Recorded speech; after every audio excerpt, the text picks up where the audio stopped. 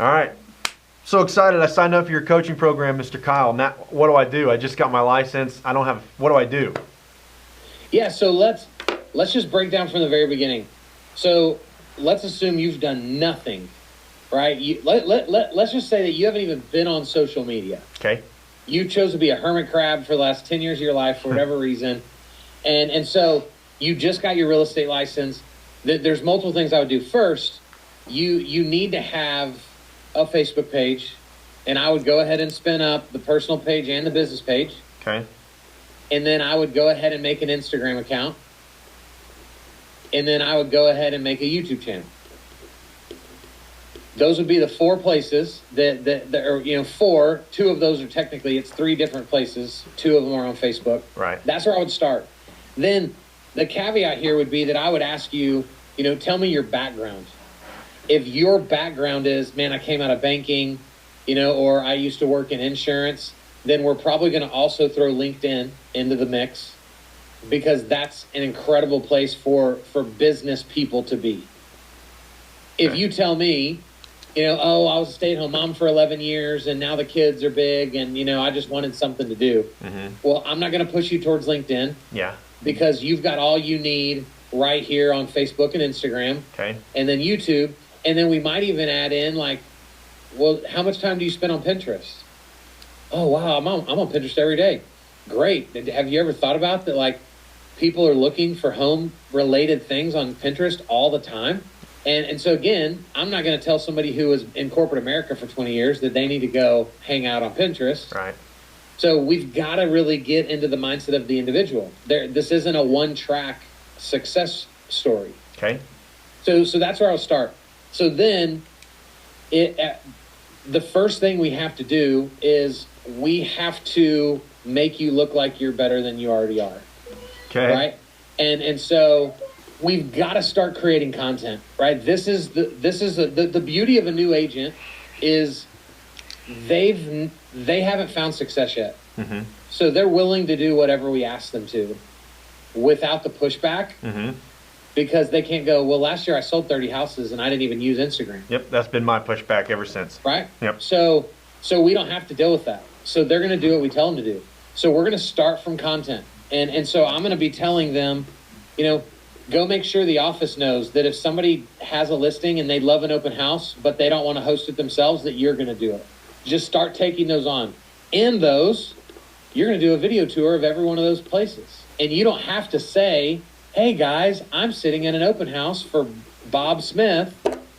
No, you're at an open house. Nobody has to know why or when or how or whatever. But that's content, right? That's making you look like you're busy. Then that's going to help us begin to start having conversations with people that come in and out of those open houses. And so now we're able to start creating our own list of what were the questions that they asked me? What concerns did they have? All of these things now become videos. From the real life people in the open house. From the real life people in the open house. I create content based on that. Right? We could also fake all this, and I could say, just go sit down with Brett, let Brett tell you the 10 questions he gets asked the most about real estate. Yeah. And go do a video about each one. Yep. I would also say, go pull out that real estate exam that you just passed and go find 10 things that were asked in that exam that could be good videos. Because guess what? You don't have to sell a house to already be smarter than me as a consumer. Mm-hmm. The fact that you passed that test means that you're smarter than 99% of the other people that live in that city in regard to real estate. So do not buy into the fiction that says, well, what do I know until I've actually worked with buyers? Be an educator of the industry. So we're going to really dig deep in getting them comfortable right away with creating content. And again, if you haven't noticed, I haven't told you you're going to post anything. Yeah. So we can create content without posting. Okay. And then what I want them to do is I want them to default to either Facebook or Instagram. Initially, just starting out? Initially. And so I'm going to ask them questions. I'm going to get an idea of, what type of person would you like to, work with the most? How old would your ideal client be? And we're going to decide is your crowd more inclined to be on Facebook or be on Instagram? Based on that answer, that's where we're going to start. And then my advice to them, Brett, is going to be for the next 60 to 90 days, you are going to go all in with that platform, right? So if it's Facebook Live, if it's Facebook, you're going to learn how to do Facebook Live. You're going to learn how to do groups. You're going to learn how to operate your business page and your personal page. You're going to learn stories. You're going to learn reels. And then we're going to start stacking stuff on top of that. More platforms. I mean, Yep. Okay. I got my Facebook all set up. 60 to 90 days. I went hard at it. Now I'm getting the hang of it and feeling more comfortable. What do we start sprinkling back in? So now, as a part of those 60 to 90 days, we want to spend a ton of our time creating our opportunities, which means collecting people. Okay. So both platforms are different. Facebook is super easy from the standpoint of what I encourage people to do is go find your best friend's page and then go look at their friends. And when you see people you know, send them a friend request. Don't add all of them like a weirdo. Just when you go, oh my gosh, that's Brett. Man, we were in biology together in 11th grade. Boom, I'm gonna send you a friend request. Yep. And if you want, I'm a huge fan, Brett, of like almost make fun of yourself a little bit. And so I would be sending all of these people DMs and saying, you know, hey, I've been hiding under a rock for 8 years, but here I am, you know, back on Facebook. I hope you guys are doing well. And so I'm not sending real estate related messages to people. That's burning bridges before you've even built them. Yes. I'm just connecting as a person. I'm using humor to cut through that awkwardness, right? To make people be like, man, Kyle, what's up, dude? What have you been up to? And now they just ask me what I've been up to. Mm-hmm. Now I can tell them what I do for a living. Yep. All right, so very intentional building that audience. And then we can go do the same thing on Instagram where we can go follow people we know, and then we can go look through who they follow, right? And do it that way. Instagram's a little bit different because it's not designed for friends, it's designed for followers. Yeah. But the same kind of premise can be done there. And what I'm encouraging this new realtor with also, Brett, is that you don't need a ton of followers to be good at real estate. Mm-hmm. Like, so let's remind ourselves, how many houses did you tell Brett you wanted to sell this year? Oh, that's right, 12. So why do you need 10,000 followers on Instagram? Why do you need to get to 5,000 friends on your Facebook page? Yeah. You just said you want to sell 12 houses. So let's be very intentional and realize that you can do more with 100 of the right people than you can with 10,000 of the wrong ones. And so now, probably the last piece that's the most important of the basics is what I call the 10-10-10 principle. And so it's spending 10 minutes a day, and then during those 10 minutes, commenting on 10 people's posts and replying to 10 people's stories. This is where most realtors go backwards, is because the only reason they show up is to show off their houses. And not interact. And not interact as a normal person. Mm-hmm. And so I'm a big fan of, like, what you do at coffee with a friend is what you should do on social media. Mm-hmm.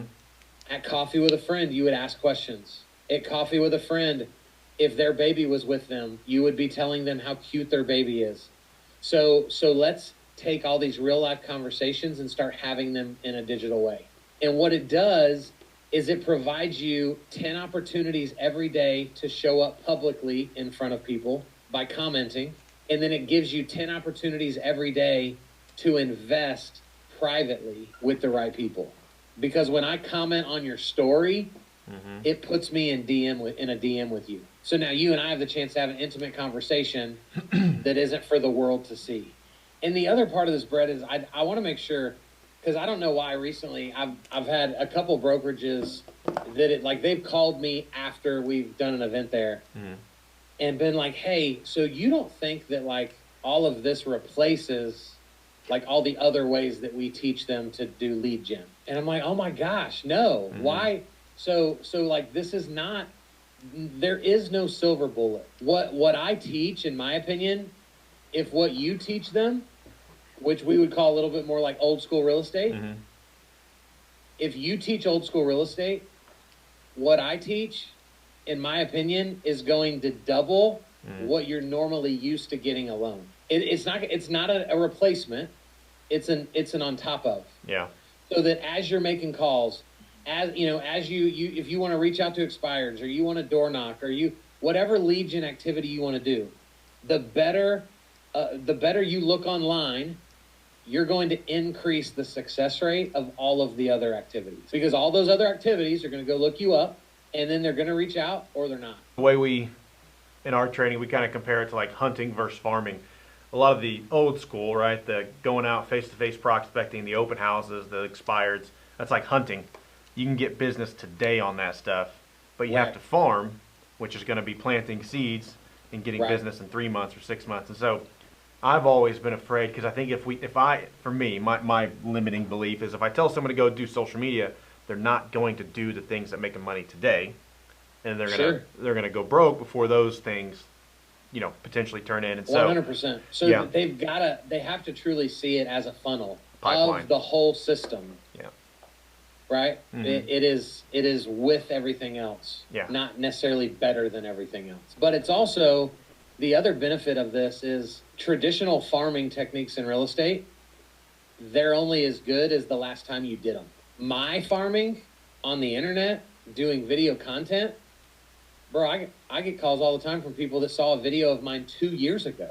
So again, it's not that we should stop one to do the other, but to only do the more old school way and not realize that like there's millions of people that are going to be over here, that if I will just slowly create opportunity for myself, it's going to reward me in an incredible way. I mean, we've mentioned Gary Vee multiple times on this episode. I don't know if you've ever done this, but if you go to his YouTube channel and like go look at the wine videos that he was making. Yeah.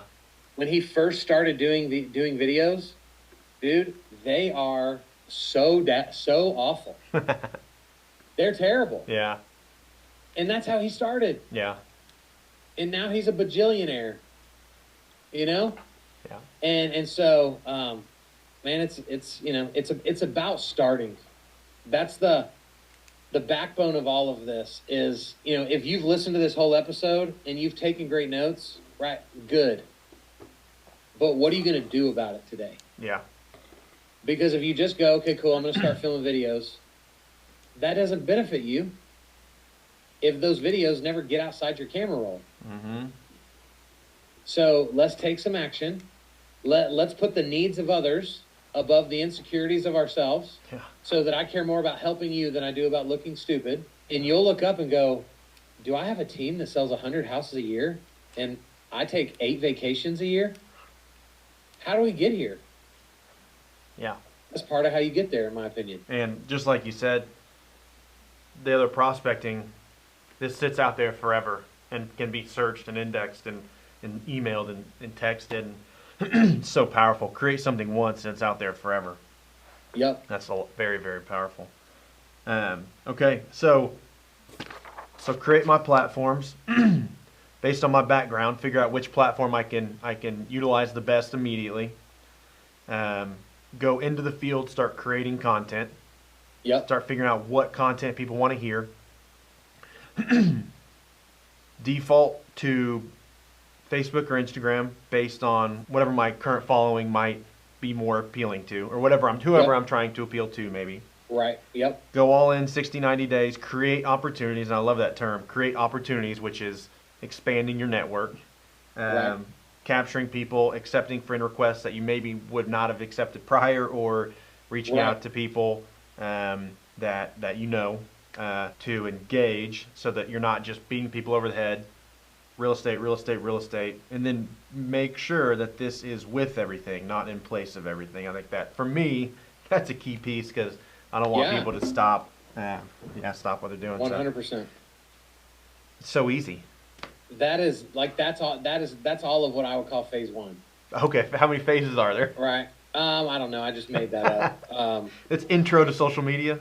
There's probably 3 phases. I mean, really, phase 2 is mostly consisted of how do we do everything we just learned better? right? So if I can get you comfortable, like just doing videos into the camera, phase 2 might be now start doing interviews around the city. Yeah. Okay. And go interview the coffee shop owner, go interview the people that do your dry cleaning, go interview the server at your favorite restaurant.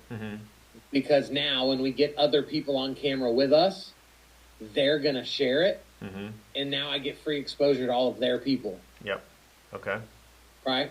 So that, the rest of it is more about just going from kind of rookie ball to JV to varsity to then the major league. So is there a phase, and maybe is there a phase where we automate? So that's maybe, is that possible? So kind of. So if you give all of it away to automation, right, what you instantly lose, you get back time. Right. Right. But you lose your humanity. Because now, for the most part, like the company that you're having do that, they're just making up stuff and then posting it as you. Yep. But like anyone that's your friend is going to see that post and be like, why did Brett just post about how to like plant sunflowers in your garden? Yeah. Like, that's weird. Yeah. So you don't want to give away all of it. Yeah. What I would say is the next, like, what we try to do through content compounding, right, is everything that's created is from a video of you. So yes, we're posting it, but we pulled it from your literal video. We didn't just pull it from an internet article and then call it Brett's. Right. So if you choose to let somebody post on your behalf, force them to pull their content from your videos. Okay. So that you might not say the same things that's in the description, but at least it's like you on camera or a quote of you. Yeah. But then I say all that to say, I would fall in love with equipping other people. And when you're in love with equipping, you don't ever want to give that away. Okay. So I give away some of it. Like, hey, I need some quotes posted every once in a while. Can you do that? Yeah. But like, I'm still going to show up on camera. Yeah. Because that's what I love to do. Yeah. Not the camera part, but what the camera allows me to accomplish. Yeah. Yeah. So maybe delegate the tasks of the social media, but not the actual content. Yeah, we can even say, like, give away kind of like the fluff pieces. You want to tell a joke. Right. You want to, post your new listing. Like, anybody can technically do that. But I can't replace you being on camera. Yeah. Is there a place for still shots at all? I mean, if I can take a picture, is better to just go ahead and record something, even if it's a 20-second? I think there's still a time and place for everything. I took my daughter to a Texas Rangers game a couple days ago. We didn't do any video. Like, I saw the picture though. I took pictures of her. I took pictures of us. I took pictures of her like looking over into the bullpen, and like those were super cool moments. Yeah. So as much as I love video, not every situation needs that. I didn't need to tour the ballpark. Yeah. So it's. I save my camera time for moments that I think matter for that reason. Like when I'm with my daughter, spending time with her, like I want to snap a few photos, but more than anything, like I want to just invest in that time with my daughter. But if I'm trying to teach and equip people, like think about how much we might not know who Gary Vee is if he tried to accomplish everything he's done so far with pictures. Or blog or something. Yeah. But he still posts pictures. So it's everything, I'm going to get way more likes on a picture than I most likely will get on a video, but that picture's gone in a day. Yeah. That video can still get recycled through for more people to see. Yeah. Okay. So good. Both are great. Good. We just can't hide behind the lesser. All right. Tie a bow on this thing for me. Guys, the last thing that I think we need to talk about is what I call the shadows of social media. And what is going to happen to each and every one of you is if you choose to start doing more content, you're going to do some videos, you're going to get some views, and you're going to get, let's say, 100 views and one comment, and you're going to think you're a loser, and you're going to regret listening to the podcast that had me on it, that encouraged you to do this. You're going to be mad at Brett for introducing you to me. but then I'm going to resurrect and save everything by teaching you that every time this happens, when you get 100 views in one comment, that means there were 99 people that watched enough of your video to be considered a view. They just didn't want you to know they were there. Whether it is out of fear of ending up in your drip campaign, or you're gonna get a call every week because, oh my gosh, now Kyle knows I watched his video. and so, guys, I kid you not, every month I talk to multiple people that say, dude, I love you. I love your content. And in my mind, I'm thinking, who the heck are you? I've never seen. And they'll literally say, Brett, I've been following you for years. I just never, I never responded. I never liked it. I never shared anything. And so the cool part about this concept is all the shadow people, a friend of mine calls them the lurkers, all the lurkers, when they're ready for you to know they exist, it's typically with money in hand because they've watched you long enough to go, man, Brett's incredible at what he does. Like, I've watched his videos for 2 years. Why are we not already calling him to help us sell our house? Mm-hmm. And that call doesn't come for them to interview you. That call is for them to figure out, how do we start? Yeah. And you'll go, this isn't how I learned how the sales process works. Like, I don't have to convince you of anything. You did over the 2 years that they watched your videos. Yeah. And that is, man, when you can fight through the shadows of social media, because that's where most people quit, right? 100 views, one comment, like, what is this really doing? Yeah. And when I boil it down and go, man, if 2 people come out of those 100 views over the next 6 months, that's opportunity I wouldn't have had otherwise. Yep, worth it. And so keep going.